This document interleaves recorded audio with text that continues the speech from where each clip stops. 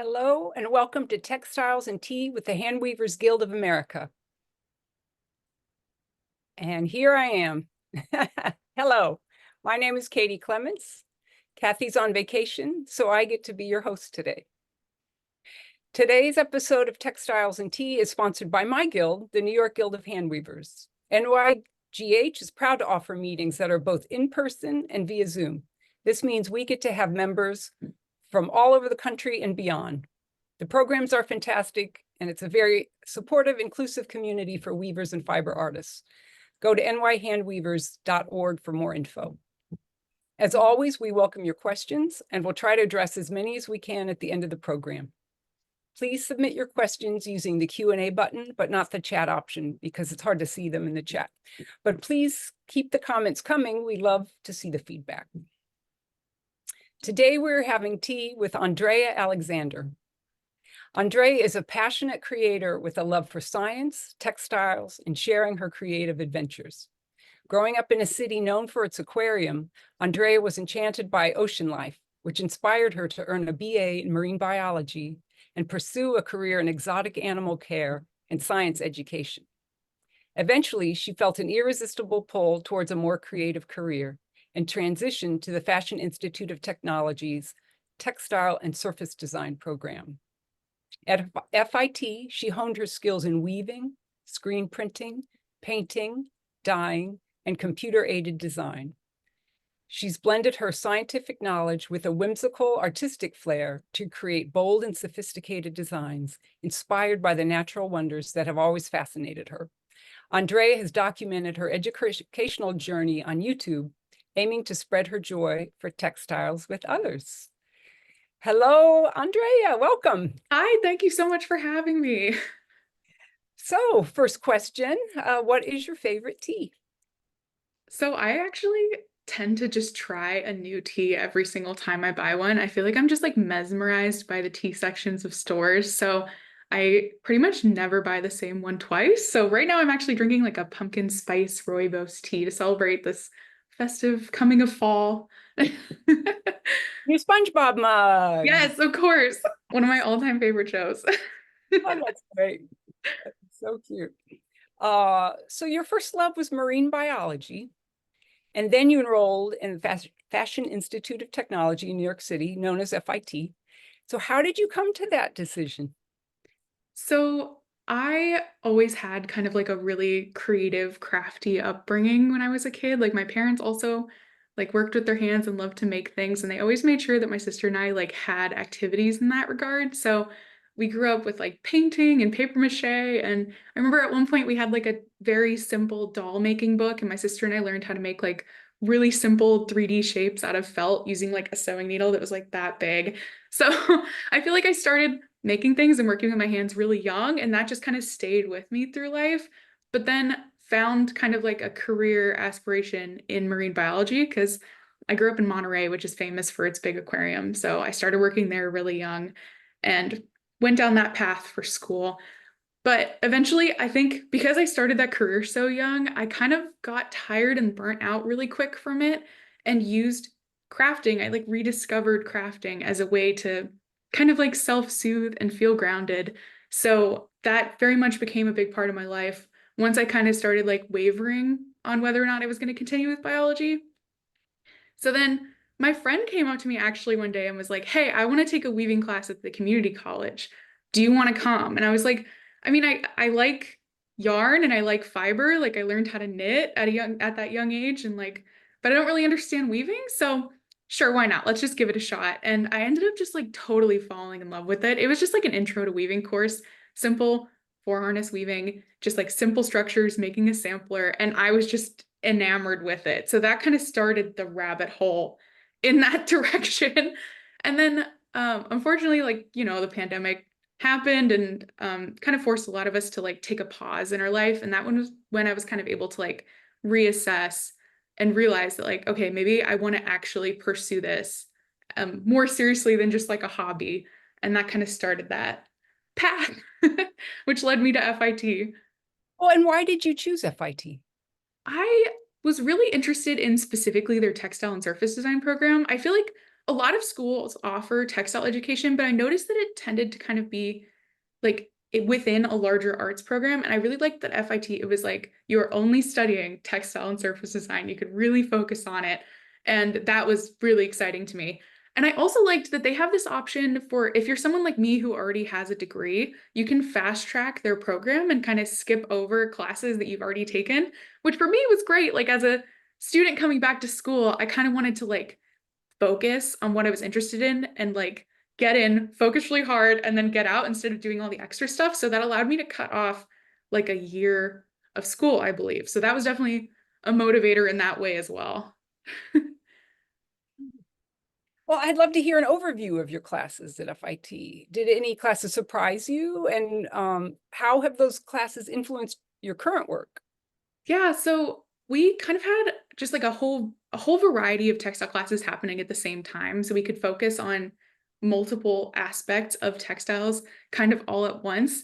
And they were kind of divided into like kind of three categories is how I thought of it. We had weaving, which started with 4 harnesses, and then we went to 8, and then we did the 24 CompuJobby looms, and then we did Jacquard. So we kind of like progressed and got more complex as the program went on, which I thought was really fun because it allowed us to like build those foundational skills and then kind of like go crazy and get more and more like intersected with technology, which I also thought was really fun. And then so we had weaving, and then we had kind of a CAD component, which is like computer aided design. So that was a lot of Photoshop, Adobe Photoshop and Adobe Illustrator, and kind of like other adjacent programs that are specific to the industry, which I didn't think I would like as much as I ended up liking. That was something that for me was a thrill. Like I thought for sure my favorite part of the program was going to be the like hand weaving and the hand manipulation stuff. But then I kind of like unlocked the world of Photoshop, and that ended up being one of my favorite things, and it still is. And then kind of like the third component, so we have like weaving, CAD, and then just general surface design, which was a lot of hand painting and also screen printing, which is another thing that I totally fell in love with. We did a lot of like painting motifs to then bring into the computer, or painting entire repeats by hand where like you had to actually make sure everything's lining up perfectly. So if you like tiled your painting, it would continue indefinitely in all directions. So it was very like tedious and meticulous painting, but it was really fun. And then screen printing was just like a very wild experience because you're just in this like busy classroom. There's like hose water flying and these huge screens and tubs of paint. And it was a very like physical and hands-on series of classes that I just adored. That Photoshop is, you said a key to Photoshop. That's a big key because that's a toughie. Yeah. And I feel like Photoshop, whenever I talk to people about just like Adobe products in general, I feel like a lot of people see them as like really inaccessible. And I completely agree with that. I think they're really hard to learn and really hard to master. But because I was learning Photoshop in the context of textile design, and the applications of the program were extremely specific to textiles and like making the kind of art we were making, I just like fell in love with it. So I think that like changed things for me. It was like it was no longer like opening the program and just trying to like figure it out. It's like I had someone like walk me through like very specific uses of it in this like creative space. I don't know if that makes sense, but it Totally. completely changed my experience with the program for the better. Well, that it's connected to what you're doing. Yeah. Yeah, Yeah. absolutely. Well, there is a lot of technology in your education, as is Photoshop. Now, there's an upcoming slide. These images of your designs for both weaving and surface design. Now, how do you balance the tech aspect, like we were talking about, with the hands-on aspect of weaving? Yeah, so the picture that you guys are looking at right now on the left-hand side of the screen, those are actually simulations of weave drafts that I'd created using a software that we used in school. It was called Point Carré. And so these were all created digitally, and they were inspired by physical yarns that I had like sitting in front of me, but then I had to figure out how to create the structures digitally before I can take them back to the loom. So these were for the 24 harness CompuJobbies. And then on the right, these are my like digitally designed prints. These all started as hand painting exercises. Like I literally just bought a bunch of black paper because I wanted to kind of play with this idea of like glowing and bioluminescence. That was the theme of my collection. So I bought a whole bunch of black paper and was just like playing with paint and fluorescent acrylics that I found at Blick, and was just making messes, and then brought all those messes together to become these patterns. So what I mean by that, let's say the bottom one, that like really long, skinny one, that's actually bubble wrap that I had painted with these like fluorescent inks and then printed on the black paper, then took into Photoshop to create that seamless repeat. So I think that's like a fun example of kind of like the intersection of like hand making and technology, is like taking this like very hands-on meditative mark making process and then scanning it and making it into something that could be like reproduced digitally. Same with the one that's directly above it in the middle there. The kind of like textural background, those are all, that's ramen, like top ramen that you buy at the store. You know, like when how it comes in like little squares. I covered it in ink and just like stamped it a whole bunch of times on that black paper and made it the background. And then the polka dots. See, this is like where it gets like kind of wild. But to me, it's like what's so fun. The polka dots, there's like an outer rim that's blue. That's a cucumber that I hollowed out. And then the middle, I just like painted like a little circle to kind of give it like a highlight. So it's very much like like this collection in particular was a lot of creating and I had a table just covered in paper and I was just like slapping stuff on and making prints and making messes. And then I could scan everything in and refine it and kind of make it make sense. Because I think on paper, if I tell you that I involved ramen in a collection that was supposed to be about like bioluminescence, you'd be kind of like, huh? But then when you see it, like it kind of makes sense. So yeah, that was something I loved about the textile design process, just in general. So do you see a connection to the marine biology here? Because, Yeah, for oh yeah, sure. That I always feel like the marine biology and just like the animal world and that part of me always kind of like subliminally influences everything I make because I feel like that was such a big part of my life. So like, let's say I spent quite a while working with jellyfish at the Monterey Aquarium and also in a couple aquariums in San Francisco. And so like this collection was very much like inspired by some of those experiences and kind of like evoking like especially that pink flower on the far right. Like I'm thinking corals, I'm thinking jellies, I'm thinking like glowing sea critters and plankton. And yeah, it's always kind of makes its way into everything. you talked about using the cucumber. There was a Ruth Yeah. Asawa exhibit where she used potatoes as Yeah. stamps. I did it. I actually there was some potatoes in this collection too, I think. I literally just went to the grocery store and I was like, would that look cool? Would that look cool? And just put things in my cart. Well, I like how you make it accessible. You find a path to it being accessible. I think it also helps to make the whole experience less intimidating because like if you open a blank Photoshop document, you kind of feel like the opportunities are a little bit too open. You know, you're just staring at a white screen, you're like, what am I supposed to do? But if you start with these like handmade experiments and just like scan it all in, you at least have something to work from that's like to an extent kind of out of your control. Like when you're doing these stamps, you can't predict the perfect outcomes. So that was something I really liked was just like it made it less intimidating. There was something to start from and be inspired by, and then you can kind of like coalesce the ideas. Really helpful to have a gateway in. Yeah, exactly. Yeah, because I've those that just like plain white canvas is really intimidating. I've heard it's like stage fright or, kind of Exactly. But then if you just like have a potato and cover it in paint, you just like stop caring because it's just so silly. You know what I mean? It's like, you're more willing to like go for it because it's just like, what could go wrong? Like, or what could go right, you know? that's a real great way to break through that. Yeah, exactly. Yeah. Social media. You're really skillful at using social media to share your work. Thank Uh, you. I see your channel has almost 1 million views. That's pretty impressive. Thanks.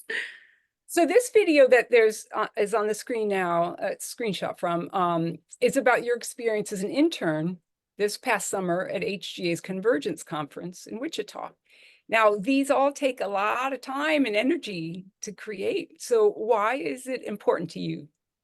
I think there's a couple reasons why. I think the first reason is just because I find it so fun.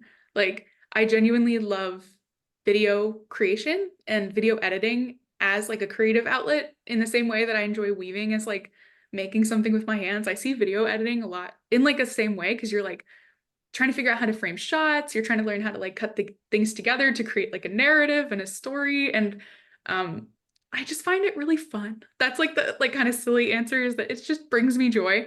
The other reason I really like in particular sharing my textile experiences is because I feel like, and I know a lot of people here can like probably relate to this, that we all experience textiles in our everyday. You know, like everyone wears clothes, everyone has like bed sheets, everyone has curtains for the most part. But this, what we're doing, is still considered like a really niche interest, like to actually participate in the making of those things. So I think for me, there is like an excitement in kind of like showing people how this is all done and that there is a world of people who like really love this, and to kind of like help people appreciate textiles and fabrics just a little bit more. Like that's definitely a big motivator. And also like something that motivated me, especially in the beginning, was like when I was first getting into weaving, or when I was more seriously getting into it, it was during the pandemic. So I was trying to look online for resources, and I found that there just weren't at the time. Now things are a little bit different, but at the time there just weren't a lot of people posting weaving content. So that was also a motivator. That's just like I wanted to put it out there just to share it, to share my joy, to get other people excited about it, to like put it out there that textiles are this like cool and exciting thing. Yeah, it resulted in my channel. You're a great ambassador. Oh, thanks. I've watched a couple later in the interview. I have another question about that. But for more of your work, now this piece you made with recycled material. Yeah. So it's connected to an internship you did. Let's see, and I'm sure it's coming up. Here it goes. Yeah, so this is one of the pieces that I made kind of in the middle of my FIT education. I like needed a fun piece. Like I needed something for me that wasn't like a school exercise. So I just wanted to create something very whimsical. So this actually was from an internship. I interned at FabScrap, which is this really wonderful nonprofit in New York City that collects and recycles and repurposes textile waste from the local textile industry. And if you go and you volunteer with them, one of your responsibilities is to just like go through the bags and bags of textile waste that they have in their warehouse. And you kind of help them with their sorting process. Like in order to recycle it, it needs to be like sorted particularly. But you can also take home anything that you find, like any treasures that you find in those bags as a volunteer. So I found this sample booklet of yarn swatches, which is that picture on the left. And they were all from the same booklet, just like this huge assortment of kind of unconventional and very like brightly colored yarns. There was like super fluffy yarns and like chenilles and all different kinds of plies and textures. And I took this home. I was just like, this will be a project someday. So when I finally had the chance to work on it, what I did was I just took all these little pieces of cardboard. They had little yarn wrappings on them, like you can see in that photo. Each yarn wrapping, I think, ended up being like a yard or 2 yards of yarn, which in total ends up being a lot. So I just tied them together and just created a big ball of every single one of these yarn swatches. And then I wove it into this little kind of shrug capelet. I'm not really sure what to call it. The technique for weaving is for this one is pretty simple. It's just like a clasped weft where you like interlock 2 yarns. But because the yarn ball so frequently changes because the yarn samples were so small, it creates this like really funky striped effect. And I thought also, you can see that all the like knots from when I joined 2 yarns, they're all visible on this side of the garment in this photo. And I thought that would be fun because it's like reversible. So there's one side where all the knots are visible, and then the other side, the knots aren't. So I can like decide how kooky I want to look based on that. But How yeah, much, I'm sorry. how much texture? Yeah, lots of texture, and it's very like glittery and glitzy, which is also kind of fun. But yeah, like I said, this for me was like a project that was kind of like a reset in like the chaos of the FIT semester because like I said, it's just one weaving technique. I could just throw the shuttle and kind of like be mesmerized by the yarns appearing in front of me. And yeah, it was just a really fun time. And now I have this garment that I can wear. No, FabScrap. It's fabscrap.org. Mhm. Can you describe what it's like to walk in there? It's at least like when I was doing it, it was absolutely crazy because you walk into this warehouse and it's like literally just bags and bags and bags and bags and bags and bags of textile waste, like a mountain. Almost, it almost feels like cartoonish, like the quantity of bags that they have. So as a volunteer, I think all the bags were numbered. This is a little while ago for me, but I believe all the bags were numbered. So you just like take a number and you mark what the number was, and they know who correlates, like what businesses correlate. You just open it up and just sort through it. It's a very it almost feels like a Christmas Day kind of experience where it's like it's just like a solid opaque bag and you open it up and it's like anything could be in there. And that was just so much fun. So if you're in the area in New York, I believe they're still accepting volunteers like pretty regularly. I definitely recommend checking it out because it's fulfilling to be a part of that experience and also just like very fun at the same time. And well rewarded. Yeah. If to get yarn, especially to, keep what you find, that's really cool. And it's kind of interesting that like that little booklet of yarn would have just ended up like recycled most likely. It would have just been probably shredded into shoddy, which is a lot of what they end up doing with the wasted textiles. And so it was kind of cool to like take that, what would have been just like recycled material, and actually turn it into something that now I can keep with me and enjoy for the rest of my life. Yeah, Oh, that and I was should mention, interesting. if anyone wants to check it out, I do have a whole video about that project on my YouTube channel where I like documented every step of the process. Good to see the amazing facility there. Yeah. So this next slide, some of your fiber work. Now these samples have beautiful colors and patterns.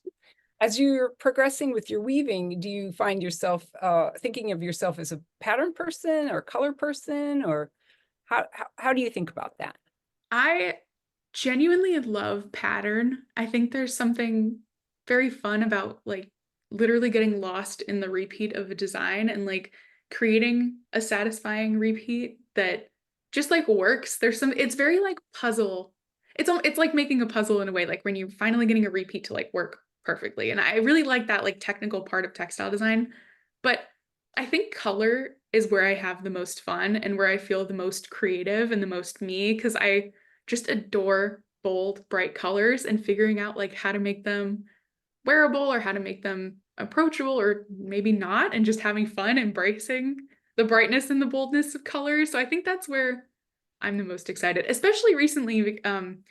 You might see in my more recent like vlogs that I'm putting out, I've been doing a lot of dyeing, and getting connected to color in that way has just been so thrilling to me. I just enjoy it so much. So that's become a part of kind of my textile practices in a way that I didn't anticipate. So yeah, I would say I might be more of a color person nowadays.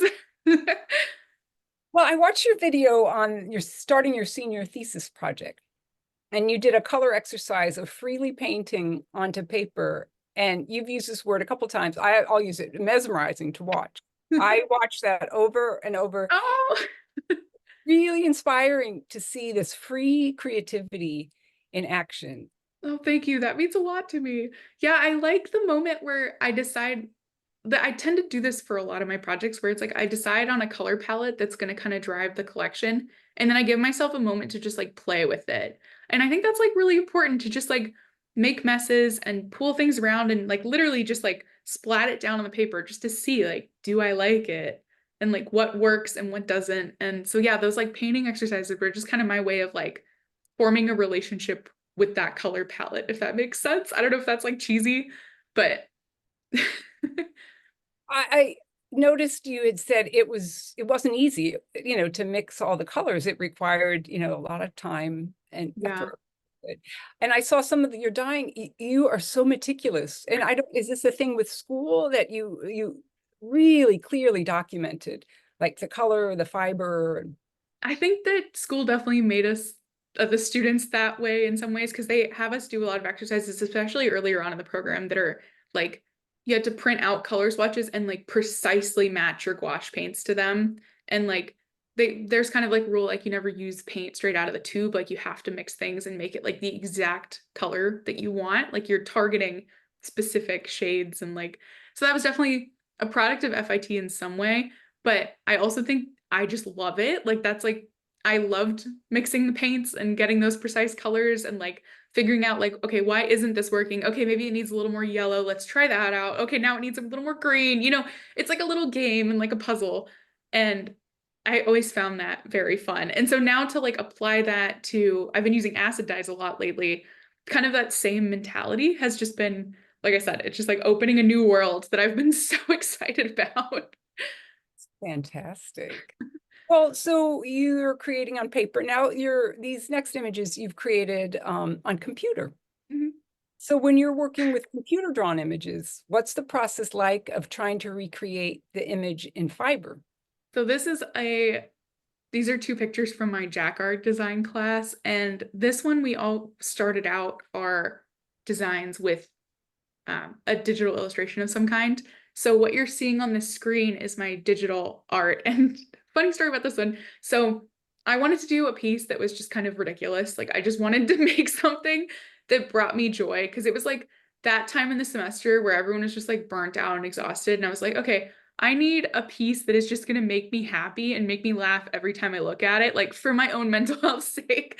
So I went with this like crazy rockfish design. And the motifs are actually inspired by this California field guide of fishes that I had to use all the time in my marine bio degree program. It was a book that we would literally carry with us, like out into the field, so that if we like caught a fish, it helps you like figure out what that fish was. So this like all these motifs were directly inspired by the illustrations in that like fish's field guide. So that's like that connection to my marine bio again showing up. But so I drew them first on my iPad. I really love the app Procreate, and I could like sketch my own versions of the rockfish motifs, then take them into Photoshop, create that repeat so that it's like seamlessly repeating in every direction. And then the task was like, okay, how do I now make this a weave? And that was a big part of the class, was like learning how to use the Jacquard design software and like dropping in all the different weave structures so that your image is still visible using only two wefts and a black warp. So that was definitely an interesting challenge because it's like you can see in these pictures, there's a lot of tones, there's a lot of shades, there's a lot of like things going on to like differentiate the motifs from one another and to like have stripes and spots and like the little spines and everything. So I had to figure out like what weave structures would go where to give me a result where you could actually like see a fish. And again, for me, I keep saying that it's all like a puzzle, but that's one of the things I love about textile designs. It's a lot of like puzzle solving. And this definitely felt like that because it's like you switch out one weave and then suddenly it just doesn't work. The fish just disappears. It's gone. So I had to spend a lot of time just like trying things out until I got a result that I was happy with. And then we had these woven at MTL, which is a mill that I believe is in Pennsylvania, if I'm not mistaken. But yeah, they wove it for us, which was a treat. That must be satisfying. Yeah, it was, oh my gosh, the day when our teacher like brought in the roll of like everyone's fabrics, it was just like the most joyful day ever. Like everyone was so excited to see how theirs turned out. Because you kind of know what it was going to look like, but you don't really know until you see the fabric. Like there was that element of surprise. So that was one of those like FIT memories I'll like never forget. Is like I was literally like ran to the classroom when I heard that she had her fabrics. And I was like looking for my fish. Well, how satisfying. Yeah. It was a fun process. Well, another one of your videos talks about being an intern, that the video on being an intern at Convergence. And I wrote down a quote that you said. It said, the quote is, you're talking about how generous everyone here is with their information and their willingness to share their experiences. I value that so much because it creates this incredible community filled with kindness and generosity. I thought that moved. So what were some other highlights for you? Well, if you want to talk more about that and then some other highlights of Sure, Convergence. I can speak to that really quickly. That was one thing about Convergence that all of the interns we agreed was just like such an incredible part of the conference was just like you could literally just be standing there and someone would just strike up a conversation with you. And first, like that in itself is already like the nicest thing ever. But but then like the way that people would just so openly share and be so friendly and generous, like I said in that quote, with their information was always just like so surprising to me. And I said in this video too that I ended up making a note on my phone, like, you know, the notes app, like I just made a blank note. And whenever I was like having a conversation with somebody and they would start sharing these like nuggets of wisdom, I would just write everything down because it like, so, you know, you'd be talking to somebody and they'd just be like, oh, I took this workshop with this person and we did this technique. And I'd be like, okay, workshop, person, technique. Like these are 3 things I have to go look up now. And so that list on my phone ended up just being like huge because there were so many of these conversations where everyone was just like so excited to share what they were up to and like what excites them and what they've been learning, and I just loved that about the community. Like there's no gatekeeping. Everyone is excited. Everyone's excited to talk, and it's just a wonderful thing. Another Really? another like actual event that I genuinely loved being an intern and being a part of was the fashion show event. I thought that was so much fun. Like our responsibilities as interns, like we helped with the unpacking and unloading of all the fashion show pieces as they came into the conference center. And then we were backstage the entire fashion show, like preparing the clothes, dressing the models, helping them when the model would go on stage, do their thing, and then run back, and we'd help them like make sure they're wearing the right garment and make sure it's on right and making sure everything looks beautiful for their moment. And I just thought that was so thrilling because I'd never been a part of an event like that. And it also was really fun because we really got to get hands-on with the garments in a way that most people wouldn't be able to. So we were wearing white gloves and we were being super, super careful. But there was also something fun about actually being able to like touch the textiles and like really look at them. And like for me, as someone who's kind of new to garment construction, it's something I want to get better at and I want to keep developing. It was really cool to like see the inside of garments and see like how people finished their edges or didn't finish their edges or how they prepared like a lining or anything like that. So it was fun for like the event's sake, and it was also fun in kind of like a snooping and textile interest kind of way. Inside access. I mean, my Yeah, friends and I were sitting in the audience at Convergence Fashion Show, and we're like, oh, we want to touch that. So, how great to it's have so that. tempting. And to see inside, the Yeah. Yeah, and to actually like help someone like put it on, you can like experience the fit and the drape and like how the textile hangs. And I don't know, it's just like a really cool thing to be a part of. Hmm. Really thankful for that experience. Oh, it was a great fashion show. That was a lot of. So if you were talking to a student who is considering being an intern, what would you tell them? Get ready for some hard days of work. It is long days and they're hard days, but they're wonderful days. And I think if a student coming to Convergence is going into it like ready to be excited and have those conversations that I was referencing, like, and to be a sponge to just like soak up all that information, they're going to have an amazing time. I also think one other thing I would tell an intern is that try to wear something that you wove yourself, whether it's like a garment or like even just like an accessory, like a brooch or like a hat or like whatever. Just wear like one thing on your body that is something you made, and your experience will be so much better for it. And I mean that so genuinely because like I found that like when I wore something, people would come up to me and just immediately start a conversation because I was wearing something handmade. So they'd be like, "Oh, did you make that? How'd you make it? What'd you make it with?" And that would start these like exciting conversations that I'm referencing. So that's definitely a piece of advice I would give to interns is like embrace that part of it and like wear something you made so that you can like invite those kinds of interactions. Wow, it's like a green light, you Yeah, know. exactly. And like I wasn't aware of the phrase the weaver's handshake. Like that was new to me coming to Convergence. Like the idea that someone approaches you and the first thing they do is like touch your garment. And that is so true of the experience. Like you just be sitting and talking and then you see like a hand like reach over and like touch your scarf. And it's not weird. Like I don't know, I didn't think it was weird. I didn't think it was creepy. Like it was just a part of it. And I think it always resulted in like fun and funny interactions. So yeah, definitely wear something. Advice. Good. Yeah, Has your experience as an intern changed your work at all? I think in some ways, yeah, because I took a lot of classes when I was there. I had the privilege of being a part of some really amazing workshops, both as like a helper during the workshops and also just as someone like a student taking them.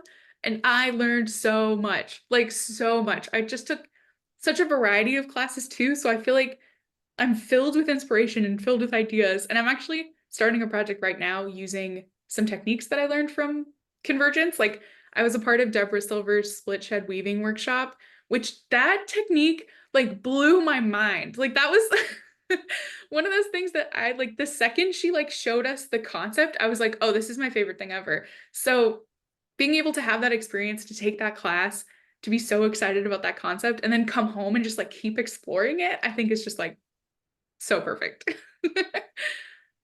That's great. Oh, well, so more about Convergence. What did you learn from setting up the Convergence exhibits?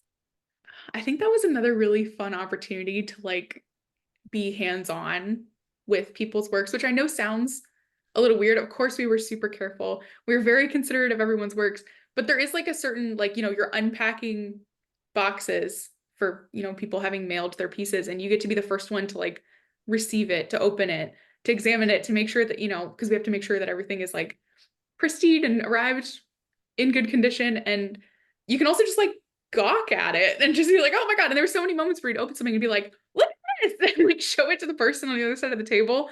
So that was definitely like a thrilling part of being a part of exhibits. Yeah.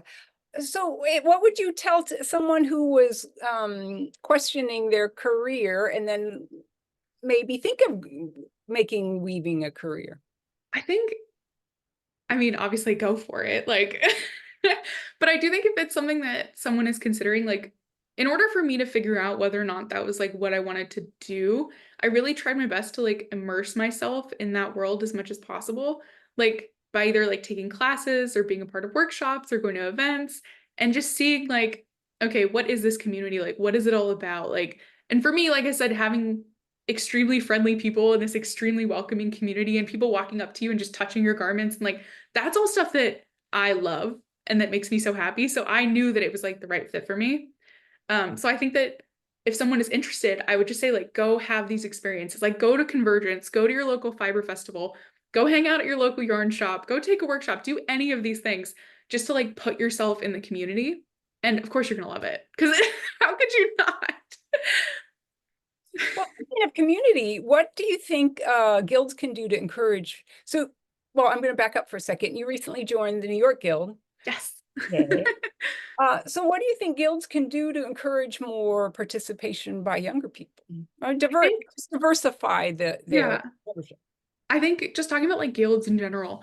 So when I was at FIT, like throughout my education, I was one of the only, we were all weaving. We were all a part of like a textile degree program. And I was the only one really in my class who like knew about fiber festivals, who knew about like the local yarn shops, who knew about like guilds and the fact that they exist because I had already kind of like put in some of the work to go like discover these ideas. But a lot of my classmates had just like never heard of it before. And so I would be the one to be like, hey, like Rhinebeck is this weekend, like you should go. Or like Vogue Knitting Live is this weekend. I know you knit, you should go. And I was always trying to like push people in the direction of like joining these like spaces. So I think something guilds could potentially do is just like, I don't want to say advertise because that's the wrong word, but just like put themselves in front of these textile students. Because like for a lot of us, once you leave the program, like a lot of people don't have looms at home. You know what I mean? There's not like an opportunity to like continue this craft. So if a guild like puts themselves in front of the students and says like, hey, like I'm a way for you to like continue this, is this if this is something you love, I think that's a great way to get young people involved. Well, shout out to Gigi Matthews, who from our guild, who goes to Parsons FIT and connects with the students. Yeah. That's a newer endeavor. So I think you're right about making that connection. Yeah, I think especially at FIT, which is very, that school is very like industrially focused. It's like you get a degree and an education from there so you can join the textile industry. But I think a lot of people aren't aware of like the other part of it, like which is this like community and like the hand weavers and the like hobby, you know what I mean? Like the two different worlds. And I think FIT pushes you in one direction. I think the guilds could be like, hey, come over here. We exist too.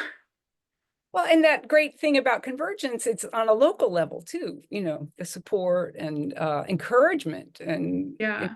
inspiration, I think, too. Absolutely. It is such an inspiring event. Like, not like between the exhibitions, the fashion show, all the classes, just people walking around where you can be like, how did you make that? Like, there's just so much to learn and so much to soak in. That's a special event. It really is. Really, really happy to have been a part of it. So fast forward 40 years, or many, many more. Where would you like to be in your fiber art career?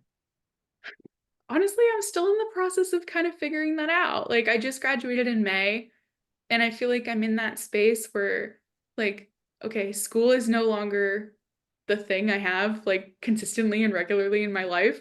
And I am just trying to figure out what path I can create for myself or what path I should be going down. So I think I hope to continue making videos and creating content and building that online community that I love so much. And I'm kind of just like gonna see where that takes me. Do you have artists in whatever medium that inspire you? Like who inspires you? I think ooh, I think there are a lot of people who inspire me. Actually, like a non-weaver. I hope it's okay. I bring someone up who's like out of It's left field. all into the pot. Yeah, I think Stephen West is an example of someone who really inspires me. He's a knitwear designer who's really big in like the hand knitting communities. And one of the things I love about him is that I feel like he makes knitting very like expressive and free form and like a creative experience for people. And he's also someone I admire for the way that he uses social media and the way that he like has built his online presence because he's just like extremely friendly and like using all these platforms to kind of just like share his joy and spread his, his cheerfulness about it. So he's someone I've looked at for a couple years now. It's like I love what he does for weave or for knitting. And so in my head I'm like, okay, how can I learn from that and then apply it to like my own niche? What's his name again? Stephen West. If you look him up, his designs are just like he does these huge shawls and he uses like a million colors and very bold and bright and cheerful. And like I just yeah, he was one of the first people that I like learned about when I started getting really into knitting, and I kind of have been like following him as like an inspirational source. So do you use other social media like Instagram and like how is that? How do you incorporate those I other think I channels? consider YouTube my main platform just because I've been watching YouTube videos for what feels like my whole life. Like I just love that platform as like a social media platform. I think it's really fun to like find someone that you're interested in and like follow their journey over years of just like them making content and see like how they because like in particular I love watching people who make things. So like seeing how they like change the way that they make things or like different methods that they use or like things like that. Like yeah, I love YouTube as a platform. I dabble in Instagram. Sometimes I feel like I'm better about it than other times, but that platform definitely doesn't bring me as much joy as YouTube does. So I really focus my energy on that one. Interesting.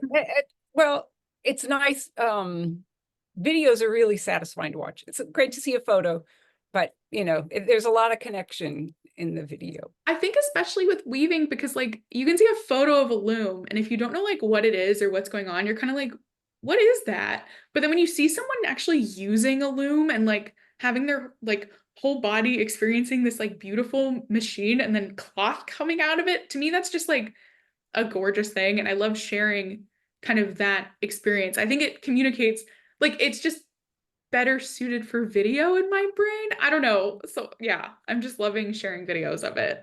Good point. Yeah. Uh, this is a great question that's getting suggested. We often hear that weaving is an expensive art form. How do you think we as a community can help change that conversation? And how do we make it more accessible and affordable? I think that's a really interesting question that I don't know if I necessarily have all the answers to, because that's been something that I've also been thinking about as someone who's trying to like get people to weave. Like I recognize that there is a barrier to entry for this craft for sure. Like you need a loom. And I think that's where a lot of the like classes and workshop or opportunities are like really valuable. Like if you like like I have some videos where I'm involved with Suzanne's studio of Wabi Sabi Weaving in San Diego. And she has this like beautiful experience where you just like essentially rent a loom for a day and you come hang out on her beautiful patio and like create cloth with her community of weavers. And like I think those kinds of experiences can make it more affordable because instead of like the huge initial investment in equipment, you can go take a couple workshops like in that kind of style and just like see if you like it first. Or like for me, I was really lucky to be in San Francisco where the community colleges were free. And so when I found out like they had a big announcement, like community colleges are now free, that's how I ended up at that weaving program at the community college because it was very accessible. And I think that's like a blessing. I'm very lucky to have had that experience. Um, but yeah, it's tricky because it's like you need a loom. I think Mm. cricket looms are a very affordable option. A lot of the weaving I do not at FIT is just on 2 harnesses. Like there is a lot you can do with it. Like this whole top was just made with 2 harnesses. So Wow. so cricket looms are a good start. Making friends with weavers is a good start. I think joining these like guilds and communities where people might be like trading, buying, selling equipment, or just like loaning them out to people, that's also a great start. Yeah. What's next for you? Yeah, like I said, I'm still trying to figure that out. I Yeah. actually ended up getting a job right out of college. Like I had 1 week off between finishing school and my new job. And I think it was just too much for me. Like I needed to allow myself more of a break between school and this like new endeavor. So since I have left that position, and I'm kind of like using, the money I made during that time to just like take a little bit of a break, which is much needed. And so I think this break is going to be like me figuring out the answer to that question. Yeah. Yeah. Yeah. That's a lot to figure out, and it doesn't have to be all figured out in one. Yeah, exactly. So I'm just gonna like keep making videos. I still have all those FIT videos that I need to like finish editing and post from like my senior semester. And I have some more videos and more projects that I've been making since.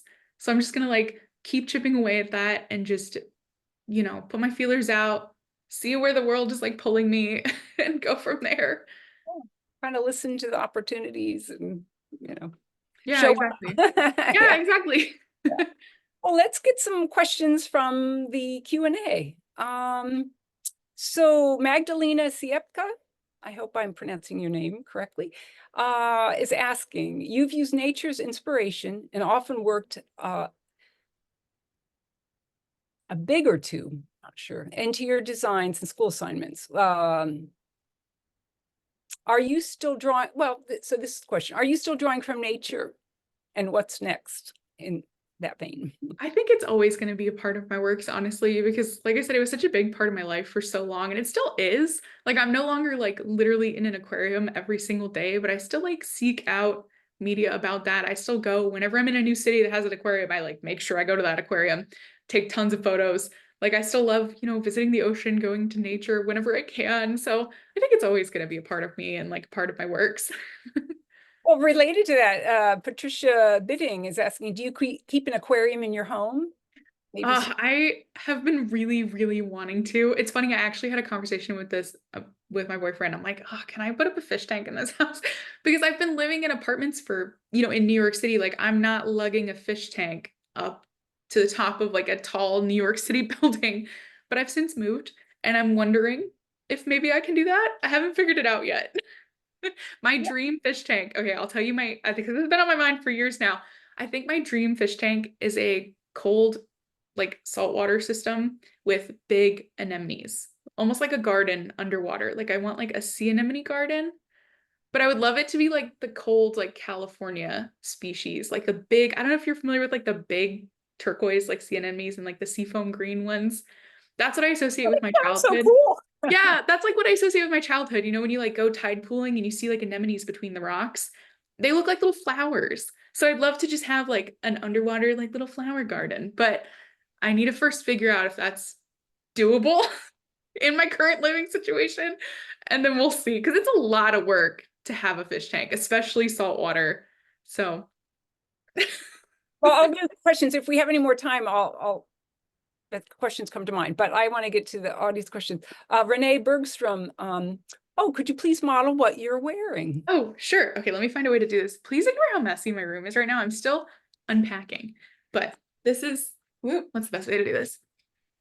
Oh, great. Oh, beautiful. So those are strips done on a rigid heddle. It's And done on my Sayori loom, which is only 2 harnesses. And yeah, they're like really thin, really thin strips.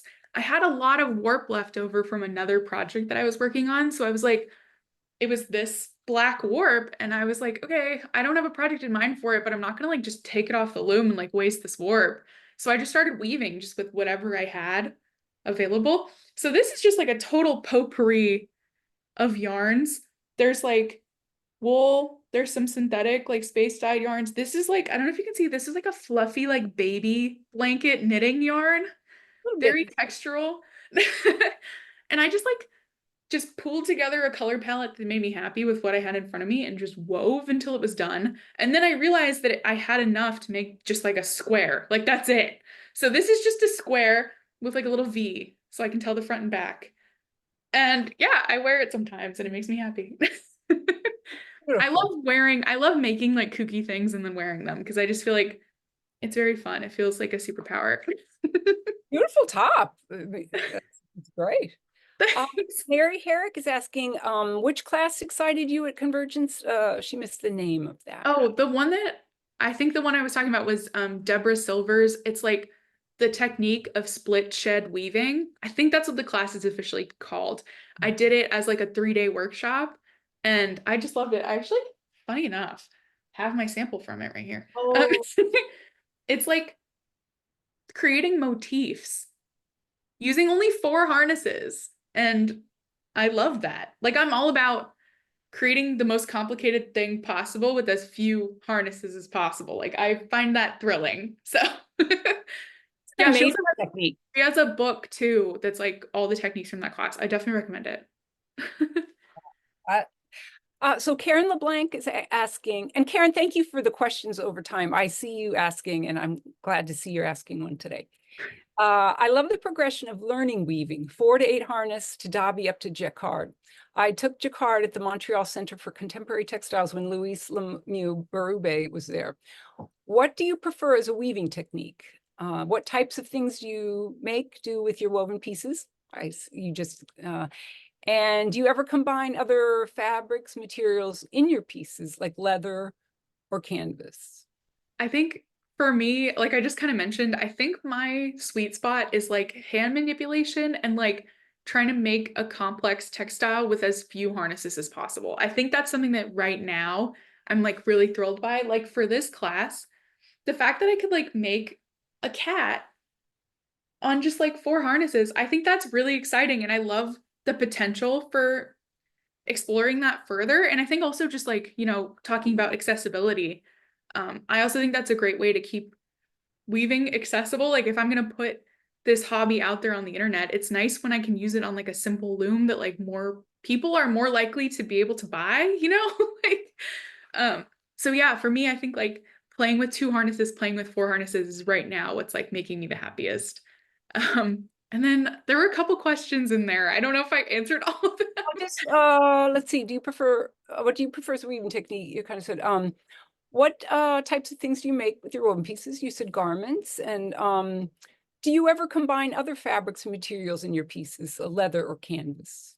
I want to. I haven't done too much yet. I've done like pieces of fabric, pieces of silk. I actually you know the bioluminescence collection from earlier? One of those pieces in the weaving section has like um you know that material that like the safety material, reflective material that you wear when you're like riding a bike at night. I found that as like a yarn.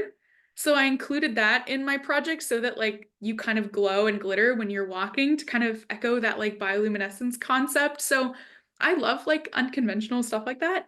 I also actually I never documented this formally on my social media, but I've also played with circuitry and like using like sewable circuits and making weaves that like light up, which is something I hope to explore more. So I'm open to it and I'm excited about it. I just haven't had the chance yet. These are exciting things. Yeah. Shar Norman is asking, I grew up in the tide pools of San Diego. What is the artist and workshop you did there? Oh, okay. So if you check out my YouTube channel, I have a whole series of videos at this one weaving studio. It's called Wabi Sabi Weaving. And it's she was formerly a Saori studio and is now just like Wabi Sabi Weaving. And you can sign up for workshops with her where you essentially just are a part of these beautiful like communal weaving experiences in Pacific Beach, San Diego, which is so beautiful, like right next to the water. Like highly recommend checking her out. One more question and then we'll wrap it up. I know you've done, Gail Andrus is asking, I know you've had fabric designs available for purchase in the past. I didn't know that. Are any of your weaving designs available for purchase? Good question. At the moment, no, but that is a part of me like taking a break right now and figuring things out is because I would love to make some of my designs and some of my like, weaving drafts and things like that accessible for purchase, like also just to share them with people because it's really fun to just like have this, community of sharing. So I would love to do more of that. It just is, it's kind of hard to figure that out, to like have a storefront, to figure out like production, to figure out like cost and all of that. So that's a part of what this break is going to be for me, is like hammering out those details. So coming soon is the answer. All right. All right. Well, Andrea, thank you so much. First, for all your tireless work while Oh, you being an intern at Convergence. Your energy and joy were just such a pleasure to be around. oh, thank you. That means so much to me. Thank you so much for having me. And thank you for being on Textiles and Tea. Thank you. Thanks, everyone.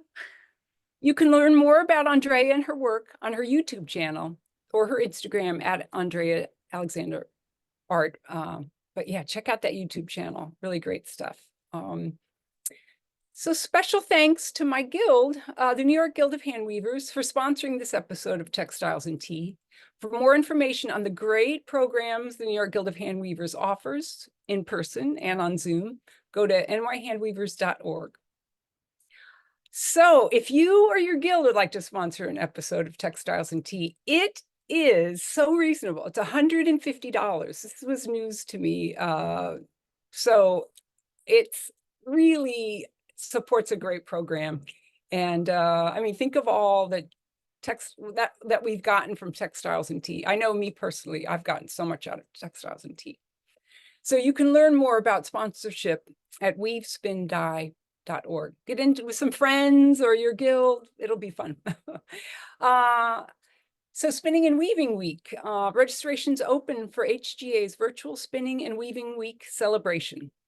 For $30, HGA members will receive access to studio tours, thread talks, panel discussions, and so much more.